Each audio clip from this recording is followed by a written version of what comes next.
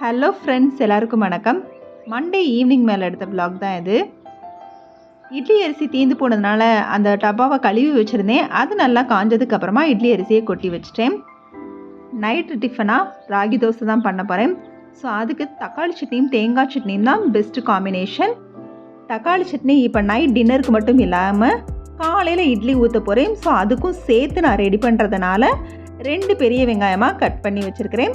So தக்காளி கொஞ்சம் சேர்த்து போட்டோம்னா நைட் டின்னருக்கும் ரெடி பண்ண மாதிரி இருக்கும். காலையில் ஹரிபரி இல்லாமல் டிஃபன் வேலை ஈஸியாக முடிஞ்ச மாதிரி ஆயிரும். ஸோ அதனால் தக்காளி சட்னி நான் நைட்டே சேர்த்து ரெடி பண்ணிட்டேன். வெங்காயம் தக்காளி நல்லா வதங்குற நேரத்துலேயே தேங்காய் சட்னிக்கும் ரெடி பண்ணி வச்சுட்டேன். வெங்காயம் தக்காளி வதக்கி விட்டுருக்கிறதுனால கொஞ்சம் சூடு ஆறுனதுக்கப்புறமா தக்காளி சட்னியை அரைச்சிட்டு அப்படியே கையோட ராகி தோசையும் ஊற்றிடுவேன். ஸோ சமையல் முடிச்சதுக்கப்புறமா இருக்கிறதெல்லாம் ஃப்ரிட்ஜில் எடுத்து வச்சுட்டேன். என்னோடய ஃப்ரிட்ஜு சிங்கிள் டோரு தான். என்னோடய ஆர்கனைசேஷன் எப்பயுமே இப்படி தான் இருக்குமான்னு கேட்டால் இல்லை. ஒரு 6 மந்த்ஸாக தான் இப்படி வச்சதை இந்த பிளேஸில் இது தான் வைக்கணும், இந்த பிளேஸில் இது தான் வைக்கணுங்கிறத மாறாமல் வச்சுருக்கிறேன். அதுக்கு முன்னாடியெல்லாம் ஒவ்வொரு பொருளையும் தேடி எடுக்கிற மாதிரி ஒவ்வொரு இடத்துல கருவேப்பிலை இருக்கும், ஒரு இடத்துல இஞ்சி இருக்கும், ஒரு இடத்துல எலுமிச்சம்பழம் இருக்கும். இந்த மாதிரி நான் மாற்றி மாற்றி வச்சிட்ருப்பேன். இப்போ அந்தந்த இடம் மாறாமல் எல்லாத்தையுமே கரெக்டாக ஃபிக்ஸ் பண்ணி வச்சுருக்கிறேன். ஃப்ரீசரில் பாலாடை தான் எடுத்து வச்சுருக்கிறேன் நெய் காய்ச்சறதுக்காக. ஃபஸ்ட் ரேக்கில் பார்த்தீங்கன்னா வெள்ளைப்பூடு, வெங்காயம் இதெல்லாம் உரிச்சு வச்சது இருக்குது. இதில் கொஞ்சம் பட்டர் இருக்குது. இதிலலாம் மாவு தான் இந்த பாத்திரத்தில் ஸ்டோர் பண்ணி வச்சுருக்கிறேன். பின்னாடி அப்படியே எலுமிச்சம்பழம் வச்சுருக்கிறேன். எப்பயுமே இந்த ஆர்கனைசேஷன் படி தான் இருக்கும். இந்த இடத்துல தான் எலுமிச்சம்பழம்லாம் எப்பயுமே இப்படி தான் இருக்கும். இதுக்கப்புறம் வேறு ஏதாவது ஆர்கனைஸ் பண்ணணுமா அதுக்கு தகுந்த மாதிரி சேஞ்ச் பண்ணிவிட்டு அதை அந்தந்த இடத்துல வைக்கிற மாதிரி பிளான் பண்ணி வச்சுக்குவேன். இப்படி தான் ஒவ்வொரு நேரம் எனக்கு தகுந்த மாதிரி சேஞ்ச் பண்ணிகிட்ருக்கிறேன். இந்த செகண்ட் ரேக்லேயும் இட்லி மாவு, முருங்கைக்கீரை ஒரு பாக்ஸு, பச்சை மிளகாய் ஒரு பாக்ஸு, மல்லி இலை புதினா இலை ஒரு பாக்ஸு, அப்புறமா பின்னாடி சிவப்பு அவல் ஒரு சம்படத்தில் ஸ்டோர் பண்ணி வச்சுருக்கிறேன். இங்கே க்ரோசரிஸ்லாம் உள்ளே வச்சுருக்கிறேன். எனக்கு பயறு வகைகள்லாம் வண்டேற மாதிரி இருக்கும். ஸோ அதனாலேயே இங்கே ஸ்டோர் பண்ணி வச்சுக்கிறேன். உள்ளே ஃபுல்லாக காய்கறிகள் தான் இருக்குது. காய்கறிகளுமே ஃபுல்லாக நான் டம்ப் பண்ணி வைக்க மாட்டேன்.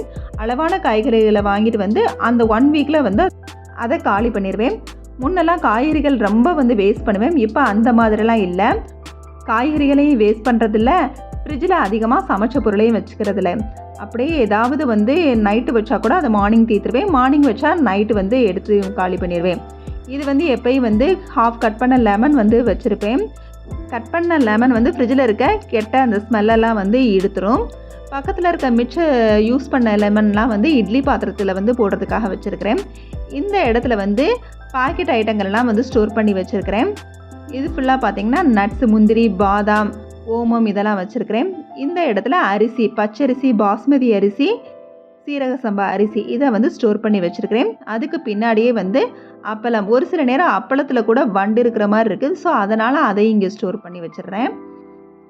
இதில் கடலை மாவு தோசை வீக்லி ஒன்ஸ் ஊற்றுவேன் ப்ரோட்டீனுக்காக. இங்கே இஞ்சி, இந்த இடத்துல இந்த பொருள் எப்பயும் மாறாது. இது ஃபுல்லாக வெள்ளை சுண்டல், கருப்பு சுண்டல், பட்டாணி இந்த மாதிரி பயறு ஐட்டங்கள் பாக்ஸில் போட்டு வச்சுருக்கிறேன். ஸோ இந்த அளவுக்கு தான் எப்பயுமே என்னோடய ஃப்ரிட்ஜில் இருக்கும். இந்த இடம் விட்டுருக்கிறது மேல் ஃபஸ்ட் ரேக்கில் பால் வாங்கி வைக்கிறதுக்காக. இட்லி மாவும் சிறுதானிய மாவும் எப்பயுமே ஃப்ரிட்ஜில் இருக்கும். அது மாதிரி வெண்பூசணியும் எப்பயும் ஃப்ரிட்ஜில் பாக்ஸில் போட்டு வச்சுருப்பேன். காலையில் ஜூஸ் போட்டுக்கலாம். அப்புறம் சாம்பாருக்கெலாம் அந்த வெண்பூசணி போட்டு வைக்கிறப்ப ரொம்ப டேஸ்ட் கொடுக்கும். முளைக்கட்டின பயிரும் எப்பயுமே ஃப்ரிட்ஜில் வச்சுருப்பேன். தீந்து போனதுனால காலையிலே பயரை ஊற போட்டிருந்தேன். இந்த மாதிரி ஒரு வடித்தட்டில் போட்டு வடிகட்டி அதை மூடி வச்சிட்டோம்னா காலையில் நல்லா முளைக்கட்டி வந்துடும்.